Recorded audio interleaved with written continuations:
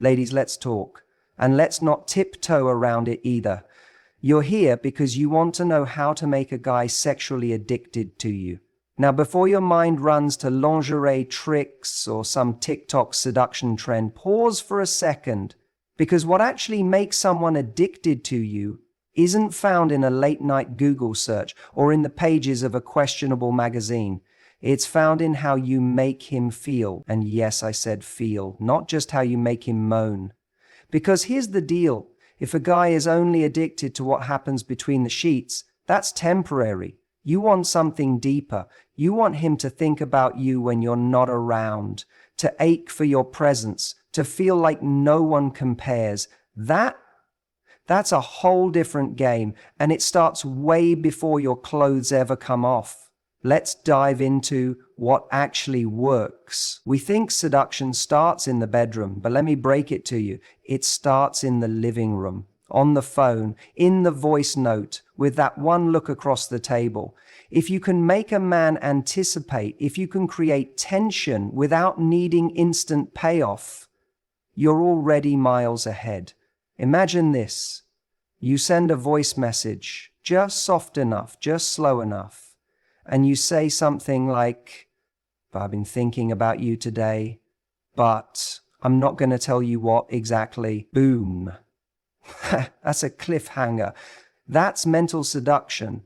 That's what keeps him replaying your message again and again. Look, anyone can send a risky photo, but not everyone can hold back. And it's the one who holds back just a little that drives a man wild. You don't need to play hard to get. That's not what I'm saying. I'm saying play to be worth getting. Be the kind of woman he wants to unwrap slowly, because there's so much more behind the smile, behind the smirk, behind that glance that says, I could give you everything, but only if you're worthy of it. When he knows there's more to uncover emotionally, intellectually, physically, that's when he gets hooked. Let's be real. You could be in your comfiest pajamas and messy bun and still have a man craving you like mad.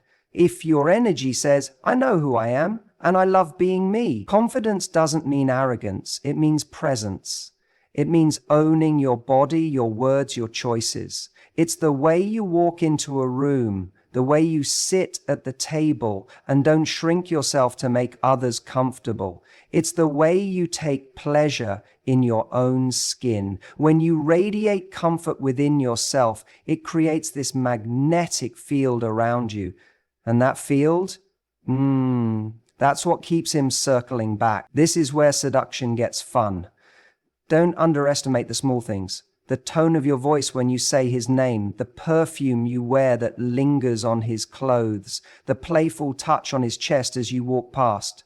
These are your secret weapons. When he smells that scent again, even in a crowded room, guess who he thinks of?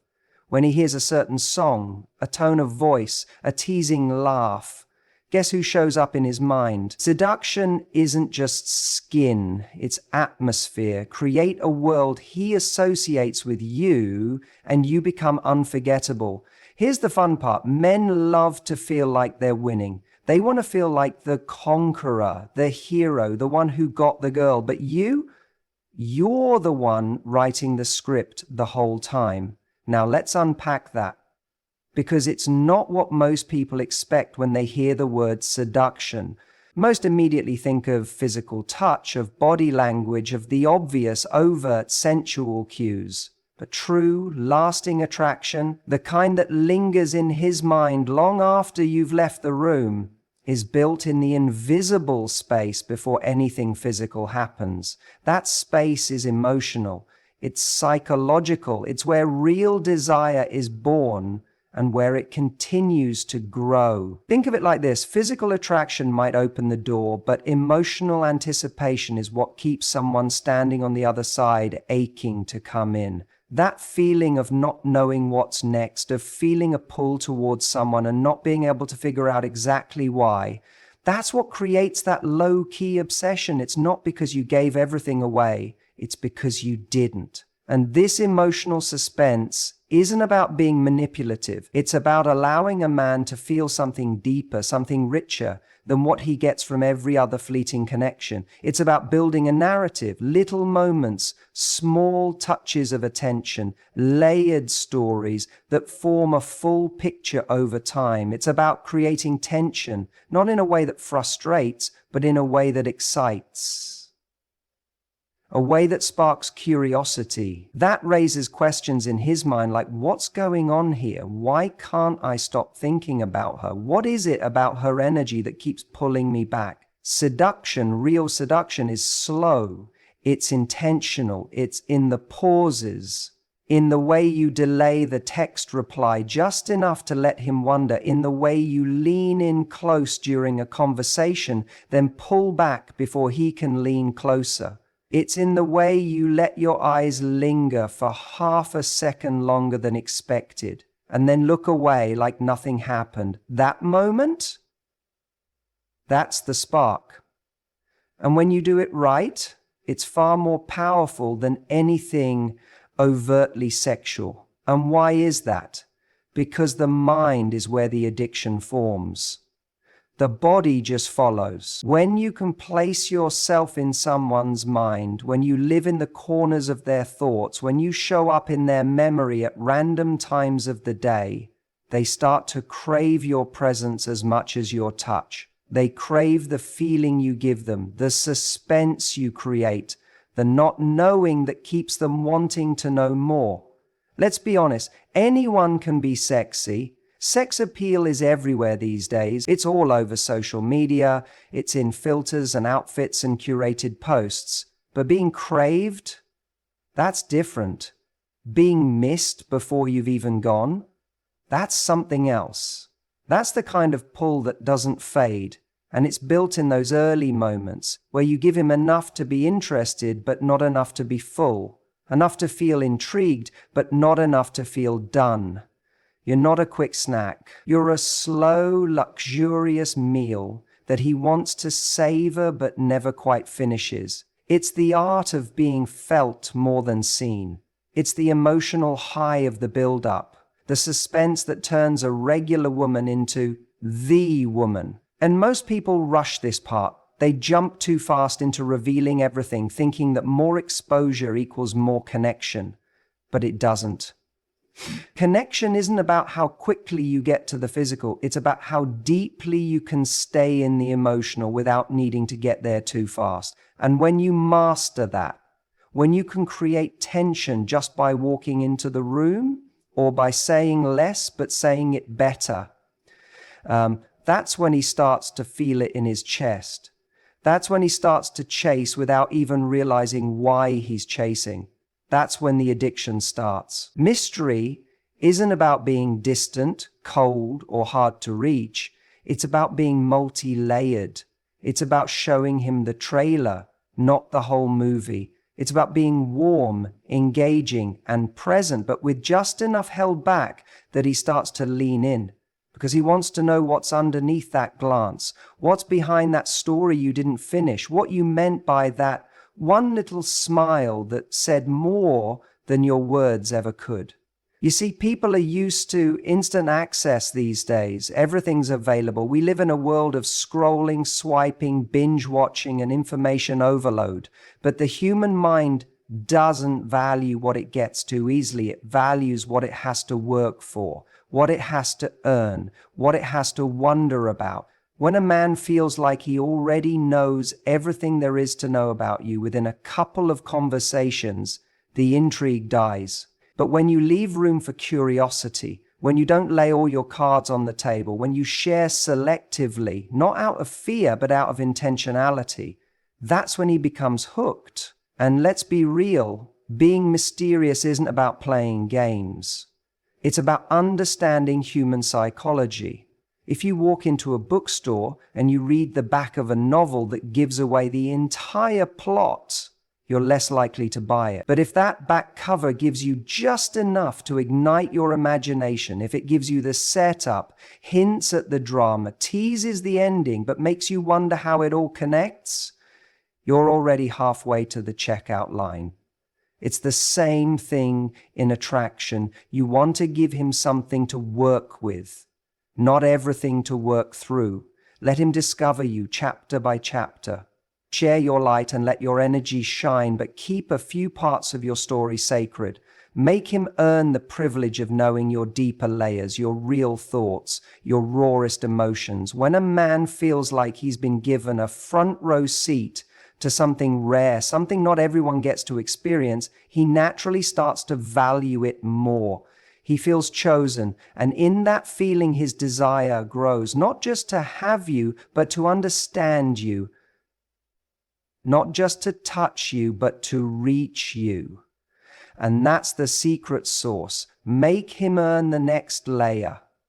Don't rush to fill every silence with a life story. Don't answer every question with your whole history. Let him feel the joy of discovery. Let him see that every time he thinks he's figured you out, there's still more to know, more to learn, more to crave.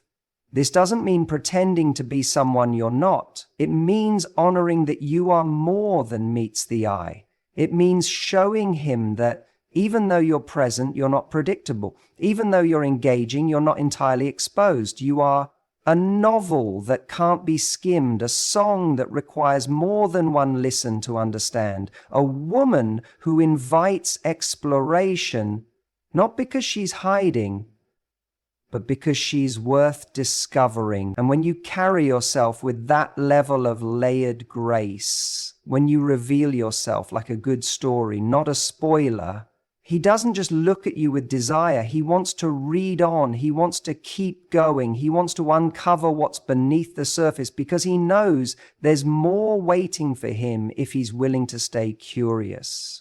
Perfection is overrated, especially when it comes to intimacy. The most magnetic, unforgettable experiences aren't rooted in technique. They're born from presence, from the energy you bring into the room, from the way you own your space, your body, your pleasure, and your worth. A woman who radiates self-acceptance, who isn't trying to perform but instead just be, creates a completely different kind of atmosphere. One that's electric, one that's intoxicating, one that's real. Because let's face it, everyone can Google techniques, everyone can follow a script, but not everyone can walk into a room and say, without saying it, this is me, all of me, and I'm not shrinking for anyone. That kind of energy hits differently. It lingers. It stays on his mind long after the lights are out, long after the conversations are over, long after he's tried to distract himself with everything else. That's the energy of someone who doesn't need to prove herself because her presence is the proof. You don't have to be the most experienced, the most wild, or the most knowledgeable person in the room. What matters is how comfortable you are in your own skin, how deeply you own your voice, how unashamed you are about what you like, what you want, and what you're not willing to settle for. Confidence doesn't mean you have all the answers. It means you're not afraid to ask the questions. It means you're not trying to impress. You're just trying to connect fully and authentically. And that authenticity, it's powerful because it gives him permission to drop the act too. When you show up as your whole self, flaws, quirks, awkward pauses and all, you invite him to stop performing as well, to stop trying to win and start actually feeling. Suddenly, it's not about roles. It's not about being good enough. It's about presence. It's about chemistry. It's about what you create together in the moment, without judgment, without expectations, without the pressure to be perfect. Here's what most people get wrong. They think attraction is built by always having the right moves or saying the right things. But the truth is, what people crave is relief. Relief from pretending. Relief from pressure. Relief from constantly being on. When you can bring that kind of energy into a man's life, the kind that says, you can relax here. You don't have to be anyone but yourself. You become unforgettable. You become the woman who feels like home, even while being wildly unpredictable in the best way. And confidence doesn't mean being loud or dominant. It can be soft, it can be subtle, it can be found in the way you maintain eye contact without flinching, in the way you smile like you've got nothing to prove, in the way you touch with intention, in the way you express your desires without shame. That boldness is not always about volume, it's about clarity. It's about knowing who you are and not needing anyone's permission to express it. It's that kind of bold energy, the kind that doesn't beg for attention but naturally commands it, that pulls a man in and keeps him coming back, not because you're putting on a show, but because you are the show. You're not asking him to validate you. You're not waiting for him to choose you. You've already chosen yourself. And that self-possession is magnificent. Because at the end of the day, people don't remember how perfect you were. They remember how you made them feel. They remember how you made them feel more alive, more seen, more awakened. And the woman who brings that kind of presence doesn't need to chase, perform, or prove anything. She simply walks in the room, owns her energy, and lets it speak louder than any move or word ever could. People often reduce sensuality to something purely physical, something visual, something sexual, something that can be captured in a photo or mimicked with a move. But real sensuality goes far deeper. It's a full body, full mind, full soul experience. It's what lingers long after you're gone. It's what shows up in his memory when he's lying awake at night, not because you did anything extreme, but because you awakened something complete, something layered, something that touched more than just his skin. Think about your voice, your tone, the way you say things. A soft whisper at the right moment can be more intimate than any touch. A pause in the middle of a sentence, a playful drop in pitch, or a confident, slow response can wrap around his attention and hold it like a magnetic field. Sensuality lives in rhythm. It lives in silence just as much as it does in sound. It's not about talking more. It's about knowing how to speak and when to let your energy do the speaking for you. Your scent, oh, never underestimate this. It's primal. Scent bypasses logic and goes straight to emotion. A hint of perfume that's subtle but distinct. Something that becomes part of your presence, not something that shouts when you enter the room, but whispers after you've left it. That alone can become a signature. Something he unconsciously starts to seek in a crowd. Something that reminds him of a feeling he can't quite describe, but craves more of. Then there's your timing. Timing is everything. Rushing ruins energy. But when you slow things down, when you become intentional with every move, every glance, every breath, you become hypnotic.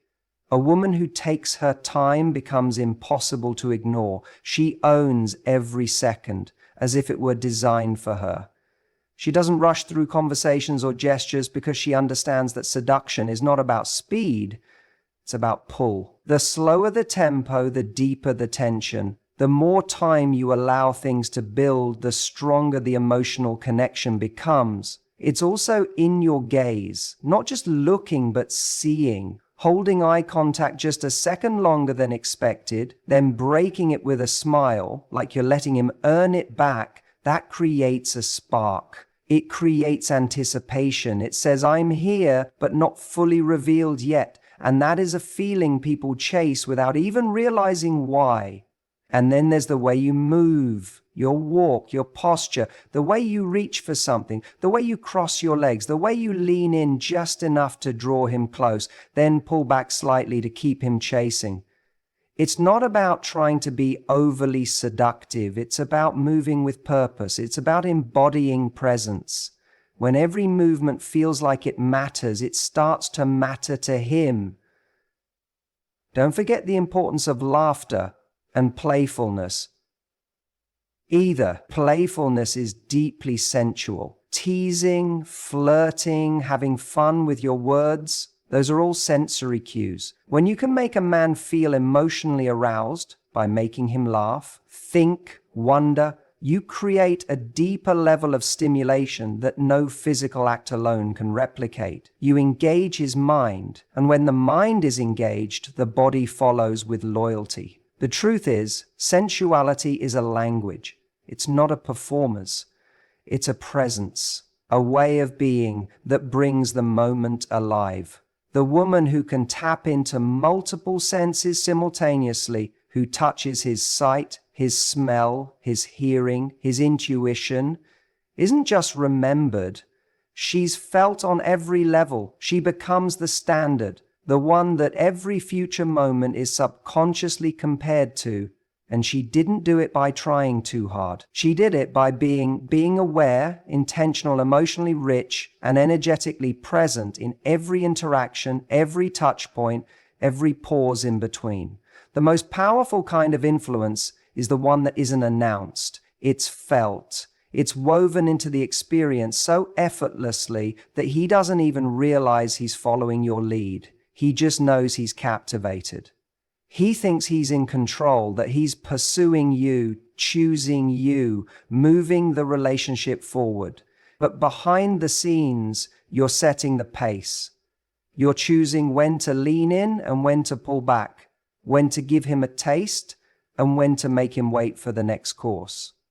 This isn't manipulation, it's mastery. The mastery of energy, of intention, of rhythm. It's knowing that seduction is a dance, not a race.